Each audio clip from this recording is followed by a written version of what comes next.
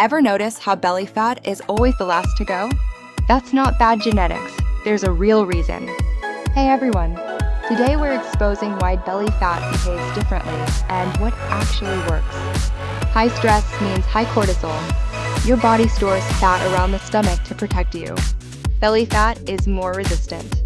It releases fat slower than other areas. Extreme calorie cuts spike stress. Your body holds onto belly fat for survival. Lack of sleep increases hunger hormones. Less sleep equals more belly fat. Belly fat responds to consistency, not punishment. You can't spot reduce fat, but you can reduce stress. If this cleared things up, like and subscribe to Flip Fit Yourself for more science-backed fat loss truth. Comment belly and I'll send you a free belly fat reset plan. Fix the hormones and the belly follows.